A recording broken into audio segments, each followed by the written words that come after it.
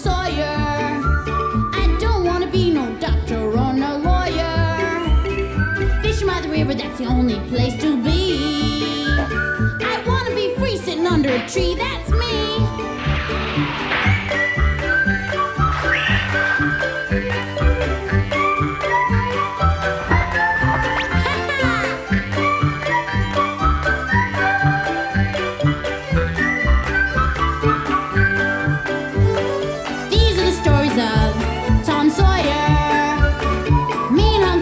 Playing by the river, chasing that steamboat teacher, let me be. I wanna be free sitting under a tree. That's me!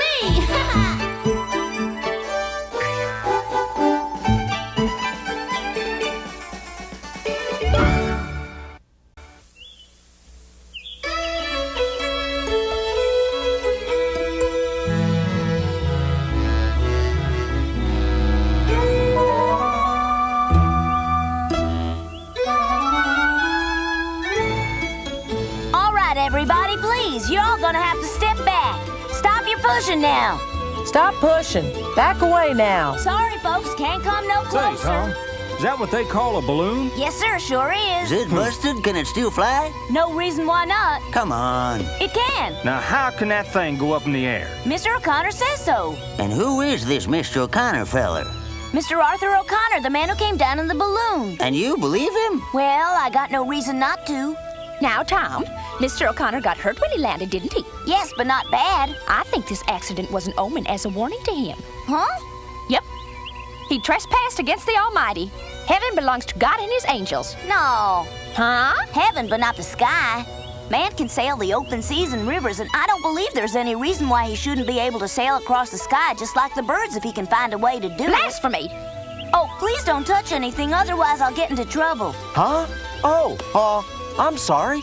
Huck, you get a chance to talk to the man who flew in that contraption? Just a little. What'd he say it felt like to be flying around up in the clouds? I didn't get a chance to talk to him much. Mr. Connor and the sheriff went off to take care of some business, and they asked me and Tom to watch the balloon. It's like this. We got orders not to let anybody come near this thing. Why'd they ask you and Tom to stay on guard? Well, I don't rightly know, Joe, except Arthur asked us. Except who? Who's Arthur?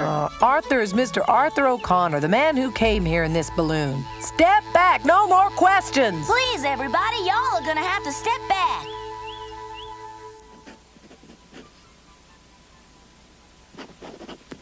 There, this should explain everything. Pat, listen. This is to go to the Army Ordnance Laboratory in Chicago. I'm much obliged for you taking it. It's important for us to get it there as soon as possible, so you'll have to ride hard and fast. Don't you worry, I'll get it there. About how long do you think it'll take you? The sooner the better. Well, I'll do my best, and I'll try to ride all night. Tomorrow night, maybe? Oh, no, sir, not that quick.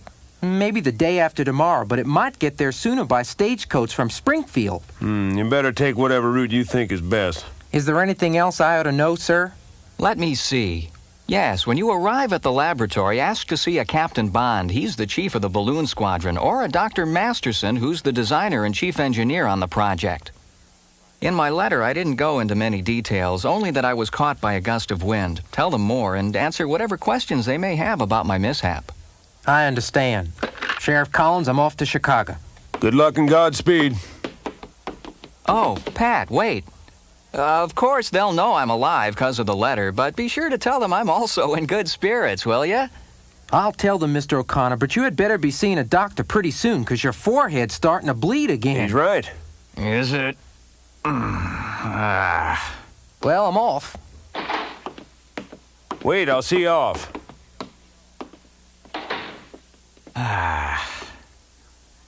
Sheriff, that fella's hurting a lot more than he's letting on. You ought to be sure he sees a doctor. I will, Pat, thanks. Yeah.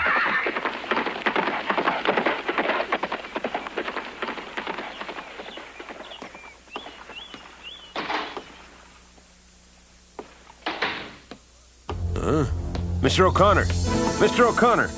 Are you all right? Please, Sheriff, there's no need to worry. I'm just tired, that's all. Gotta be more than tiredness. You've been floating through the air for more than 7 hours. I can't imagine such a thing. And you had a hard landing, too. I gotta admit, this is the first time I've ever made such a long flight in the air. Maybe it has an effect on people we don't know anything about. All the more reason to see the doc. You shouldn't be taking any unnecessary chances on your health. Doc Mitchell's office is the closest. I think I'll send you there. But, Sheriff, I have work to do at the landing site. I know that. Well, while you're at the doctor's office, I'll make arrangements for the ropes and stakes to be put in place so you can salvage your balloon. Now, to get to Doc Mitchell's office, turn right outside the door, and it's about 50 yards down. Dr. Mitchell's office. Dr. Mitchell. Should be just about here. Ah, this is the place.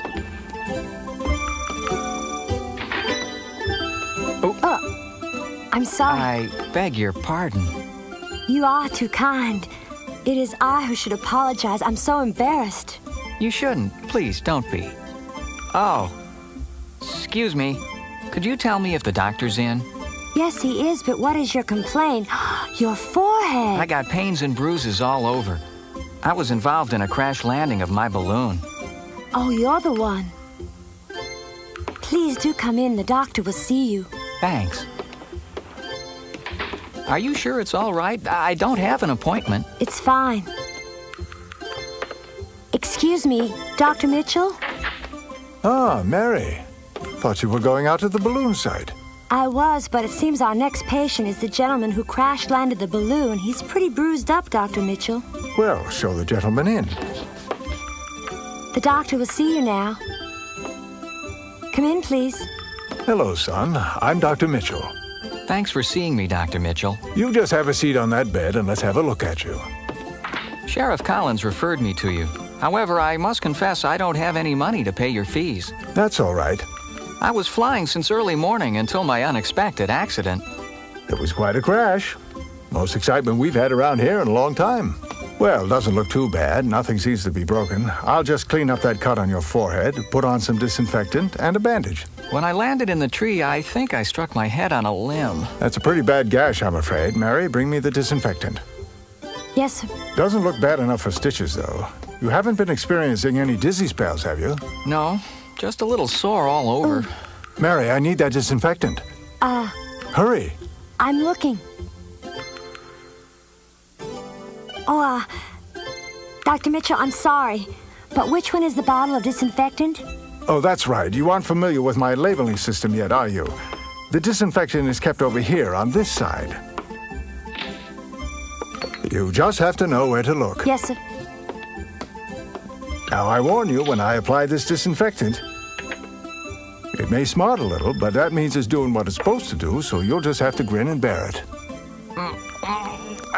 Doc, that does a lot more than smart. It burns. Ow! Oh. Shouldn't hurt nearly that much. Oh, Doc, the pain is unbearable. Easy. This is odd. What? This isn't disinfectant. This is alcohol. Oh, that hurt worse than my crash landing. I apologize for the mix-up, young man. It should never have happened. Mary, would you be kind enough to see if you can find the bottle of disinfectant? Yes, doctor.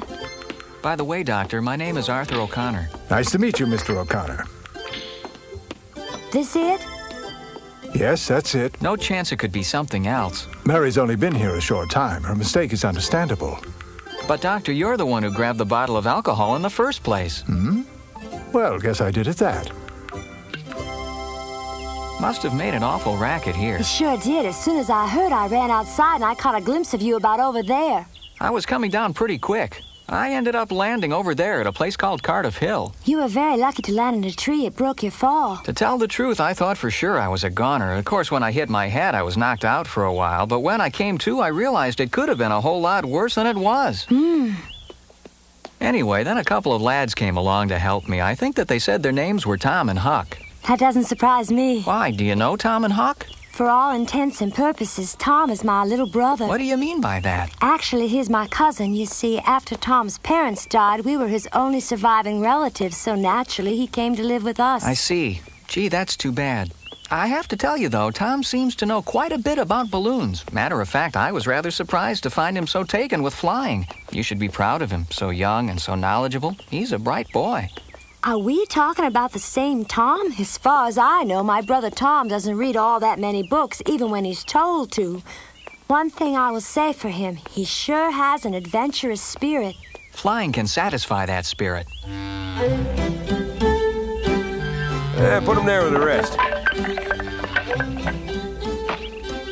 You'll stick around and do whatever's needed, won't you, Bella? Sure am, you betcha. Yeah. Ah, here comes Mr. O'Connor. Oh, Arthur, look at that. You were really lucky. You can say that again. Sometimes I shudder to imagine what might have happened if I had landed in the Mississippi River. Don't you know how to swim? Sure, but even if I survived landing in the river, the balloon wouldn't. It would have sunk to the bottom, and a lot of people's hard work, hopes, and dreams would have been lost. Everything ready, Sheriff? Just about. Hello, Sheriff Collins. How are you? Hello, Mary. Nice to see you. Mr. O'Connor, you certainly didn't waste any time meeting the prettiest lady in St. Pete now, did you? Sheriff, you're embarrassing me. Excuse me. Tom! I'd say she likes you. The ropes and stakes are all in place for you. Thank you, Sheriff. I really do appreciate all the help you've given to me. You're mighty welcome, but around here, there are lots of folks who'll be willing to help. Oh, by the way, how'd you happen to meet Mary Sawyer? Well, that's funny. I just happened to be looking for the doctor's office in town, and... Mary, the man's a complete stranger. Mother, he's nice. But inviting him to be a house guest? You just met him today. Mary, what on earth were you thinking about?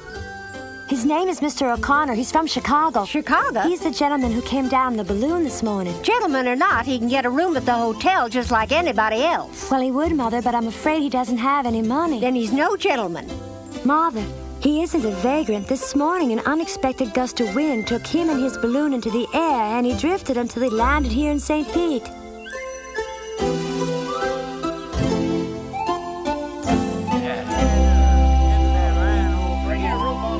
Make sure the lines are tight. Yeah. Give it a tug now. Ow! Okay, Huck, tie her down. Tied up real secure now.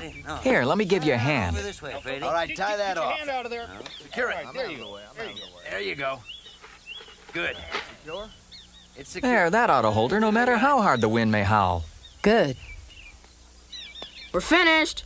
I want to thank you and everybody. You all worked hard, and I want you to know I appreciate it a lot. How come we tied it down laying on its side like this? Why is that so much better? Why couldn't we just tie the basket down real good? The balloon couldn't fly away then, could it? Whether it's laying on its side or not doesn't make any difference, Tom. The balloon just doesn't have the power to float in the air without activating the burner. I don't understand. It can't fly because the air inside the balloon is cooled, and the air has to be hot to fly. How does the air being hot make it float in the air?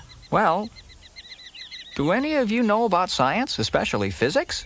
Well, I sure as heck don't. Me either. Do you? Never heard of it. Well, if you study physics, one of the first things you'll learn is that air has a tendency to become lighter after it's heated. Air is lighter after it's warmed up. So that means...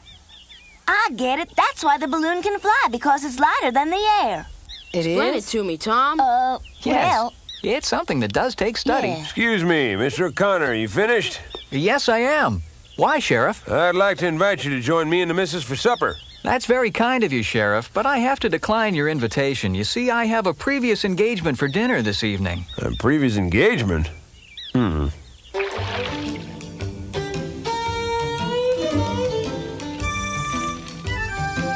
what about the balloon? Yeah, what about it? Well, are you just gonna leave it laying out there? At the moment, that's about all it's good for, Tom, but we'll see. Oh, I guess I'll never get the chance to fly. Well, would you care to make a suggestion? If you could just get it to fly, I sure would like to go up with you the next time. That's impossible without being able to heat the air. But there's gotta be a way we could heat it up somehow. There is, but it'd be very hard to do. Arthur, wait. You just gotta fly the balloon again so you can take me up in it with you. Please, Arthur, if it's the last thing I ever do, I gotta fly. I can't explain, but I have to do it. My, isn't that interesting? But if you flew the thing here from Chicago, I don't understand why you can't just get in it and fly right back again. Well, Mrs. Sawyer, I'm sorry to say we haven't yet figured out a way to steer balloons, though I'm sure we will one day. You see, my coming to St. Pete was as much a fate of the winds as anything else. I had no control over my direction of flight. Why, that's like being in a ship without a rudder. Yes, ma'am. As I said, it's a problem, but we're working on it, and someday we'll find a way to steer them. You're a scientist, aren't you? You'll think of some way to do it.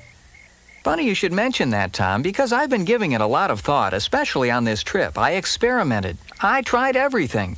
I pulled on one rope and then another, then I even tried yanking on the tether, you know? I'm sorry, I guess I got a little carried away. Well, what I'm trying to say is that I did manage to alter its course somewhat. Just a little bit, mind you, but it's a beginning. Wow, you're really something. But I don't have any idea how I did it. When I saw Cardiff Hill, I thought, better land over there. It looked like the safest place to come down, and though it was a struggle, I know the balloon responded. So, it wasn't merely an accident that I landed on Cardiff Hill. Then you do know how to guide it. I can't seem to remember that part. Gee, that's too bad. All isn't lost. At least now I know it's possible to steer a balloon, and with some experimentation and maybe some design changes, we'll achieve that goal. Why, Mary, thank you. Then anybody could go up in a balloon and just fly around wherever they want. Not quite, Tom. Besides, I still have to consult with Dr. Masterson on the design. Why, is Dr. Masterson a balloon designer? Mm-hmm. Do you mind if I ask you a question? Shoot. What does the Army use balloons for when all they can do is go up in the air? Well, I'm not really sure about that. Let's see. For one, they could spy on enemy positions at a distance from the air using telescopes. That's a way they could use them. But what if the enemy soldiers shot holes in the balloon? Wouldn't that make them explode and come crashing down?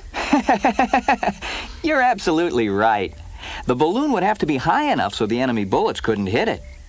But the balloon would have to be way up in the clouds. How would you get it down? That's easy, Tom. By letting air out of the balloon or by simply cooling off the air. Yes, but what if you couldn't make it cool off enough? Tom, mind your manners. If you don't stop asking questions, Mr. O'Connor will never be able to finish his supper. Sorry. Mary was right. I sure was asking a heap of questions, but I couldn't help myself. And it wasn't as if Arthur didn't like talking about it. Shoot, I thought we were having a good old time. At least I knowed I was. But after supper, Mary and Aunt Polly made me help with the dishes. And then they made me promise not to ask Mr. O'Connor no more questions for the rest of the night. And only 3 questions tomorrow morning at breakfast. It was like pulling teeth, but I promised. I was racking my brains trying to decide what 3 questions I was gonna ask him. He looks pretty exhausted. You would too. Do you think he might have been frightened? Nah. There's no way in the world I would go up in one of those balloons. There's no way you'd do anything adventurous in a balloon or otherwise. But I can't wait for the day I get to fly in one. It'd be more fun than a greased pig. I think it's dumb. I think you're dumb and stupid if you aren't scared to fly. Oh, I'm plenty scared of flying in it. But I wouldn't let that stop me from finding out what it's like to touch the clouds or see the earth the way an eagle does. Yeah, but what if you came crashing down? You don't go up if you're gonna be worrying about it. I think that's something worth worrying about. Excuse me. Huh? Mr. O'Connor, the room is ready. You can go to bed now. Mr. O'Connor. Mr. O'Connor. Well, yes, sir. After careful consideration, my conclusion is the balloon is not suitable for warfare. A balloon has to,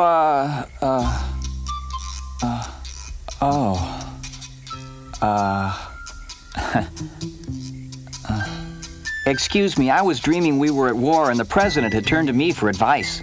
Perfectly all right. Your room is prepared and your bed has been turned down. Thank you very much. And Mary, if it's not being too forward, would you please call me Arthur? All right. I hope you don't mind sharing a room with the boys, but that's the only place to put you. Oh, not at all, ma'am. If you'll excuse me, I'm going to go to bed. Night, everybody. Night, boys. Night, Mr. O'Connor. Good night, Arthur. Pleasant dreams. It was time all of us turned in. Mary and Aunt Polly went to their rooms while Sid and I headed for ours. I gotta admit, I was hoping to ask Arthur a few more questions, but it weren't to be. Shucks. Be quiet, we don't want to wake him up.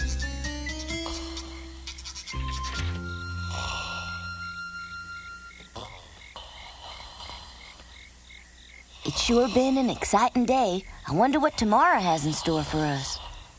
Now, Sid, there's something we gotta discuss. What are you talking about, Tom? You and I ain't slept together in the same bed for some time. And, well... So what's the big deal? We used to all the time. Yeah, but you toss and turn a lot more nowadays than you used to. And I don't want you hogging the blankets. That's all I'm saying. Golly, look at him. It must really take a lot out of you to fly a balloon.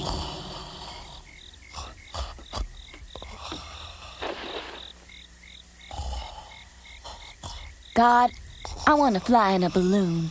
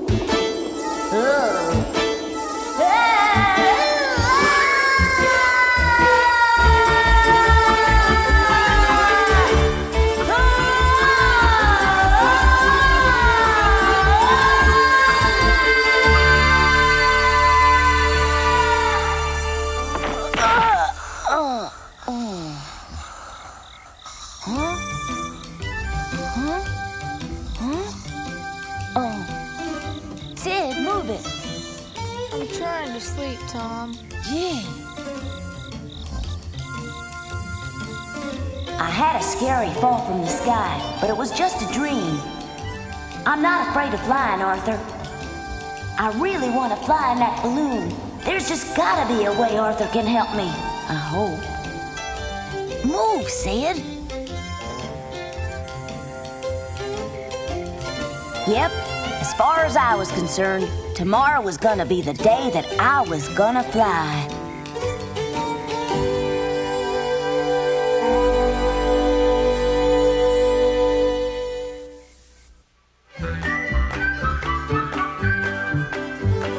These are the stories of Tom Sawyer. Me and Huck Finn just playing by the river, chasing that steamboat teacher, let me be. I wanna be free sitting under a tree. That's me!